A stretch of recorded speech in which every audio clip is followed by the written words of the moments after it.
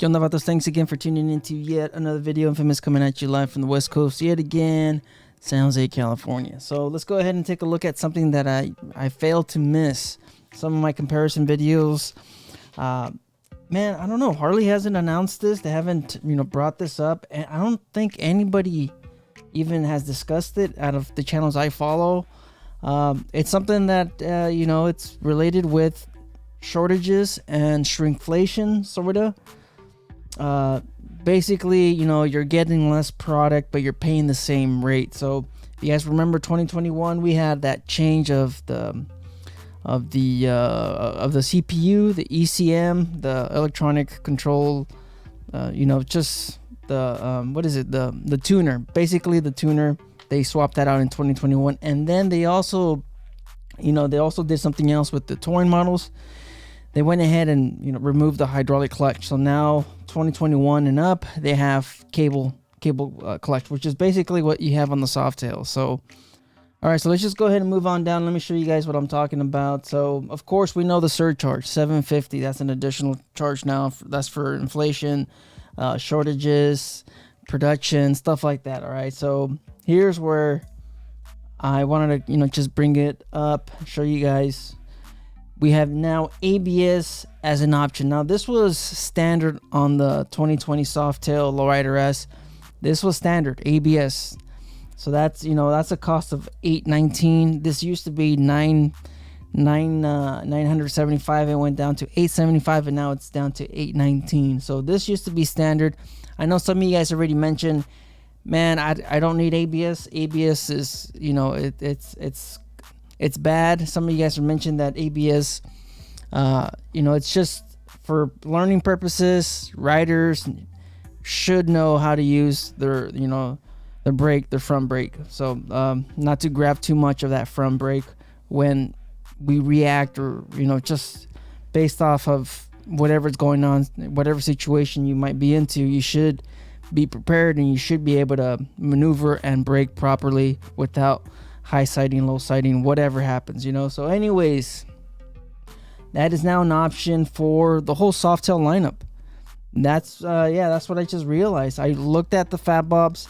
I looked at all the Softails that had this standard ABS, and now it's an option. So based off of what I started looking through, I started to realize that some of these countries that mean that's a requirement for manufacturers to provide ABS standard. Some of those folks haven't received 2022 models yet. But looking at the touring models, a lot of the touring models, they do have ABS standard, and they also have RDRS as an option. So like I said, looking at the reasoning for this, and it's just mainly just shortages. I guess something about the ABS module, that might be it. I don't know. This is just shortages supposedly, but this could also be Harley cutting back on or increasing their profits, because like I said, nobody's mentioned this, nobody's brought this up in any of the videos. Harley didn't announce this during their dealer showcase for the 2022s.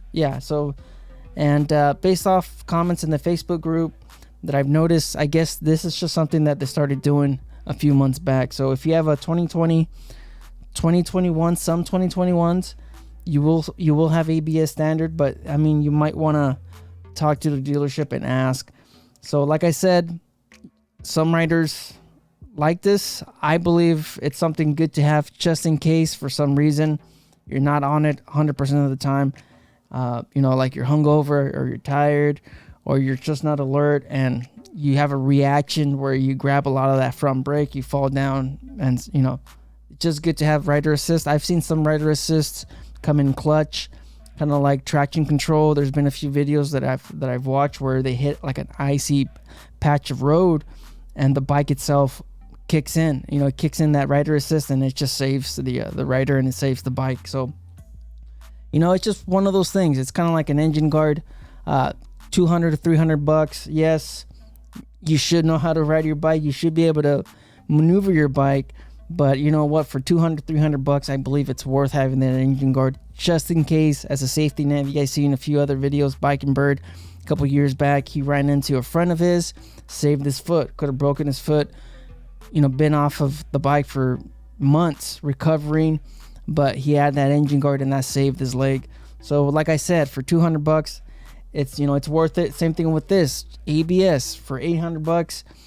I believe it's worth it, but like I said, a lot of riders don't believe it's necessary. I have three bikes right now, and my Lowrider S is the only one with ABS on it. So I think I've owned 5 bikes, and none of them have had ABS. So anyways, getting back on topic, this is just, you know, one of those things where, man, that sucks. All right. So for ABS, if you're someone that wants ABS on your bike, you want that extra protection just in case, you know, this bike's no longer 17,980.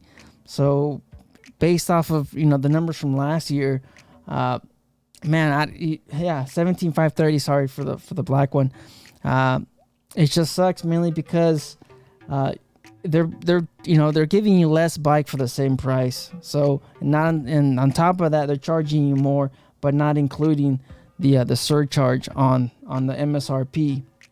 So now you're paying $19,000 for this bike. $19,000 if you want the ABS standard. So the way I see it, if you're taking it off, you know, take off those $800 off the MSRP, Harley. I mean, I know I watched, you know what, I'm not going to get into it, but it's just something that I believe I wanted everybody to know about. I wanted to share this with you guys because I've been making these comparison videos thinking that ABS is standard, but yeah, it's not anymore. Now you have to pay for it. And on top of that, you know, they remove it, and instead of removing $820 off the MSRP, they keep the price of the bike the same, and then they bill you for that what used to be standard. They're billing you that. So that's basically shrinkflation plus the inflation of the surcharge. I don't know. You guys let me know in the comments, what do you guys think? There's been some folks in the Facebook group that are surprised, like myself, and some of these guys own this 2022, and a lot of these 2022s don't have ABS. They're being shipped. I think they're using I believe most of the ABS, obviously the device is it's right here. So I'm guessing they're using that for their touring models, which are, you know, their best selling bikes from Harley. I believe they're using them on the touring models, and maybe on some of the soft tails that people are buying overseas. Maybe they're the ones that are getting it. But anyways, enough rambling. You guys let me know in the comments, what do you guys think? Do you think it's fair? Should Harley knock off, you know, $900 off of this? It should be under 16. I mean, it should be under 17,000 if it doesn't have ABS anymore. You guys think Harley should lower the price of this bike? I think they should. If something like that was standard for, you know, the last 2 years, and now you make it as an option, then lower the price if that's what you're going to be doing. Yes, they gave you the 117, but like I said, they removed the ABS on the Fat Bob, on the Fat Boy, and on what else? There's man, I was just looking at it, but they removed, like I said, they removed the ABS standard on all their soft tails. Now it's an option. So you guys just stay out there, stay safe. Don't believe everything you read. Life's a risk. Get out there and ride. Later.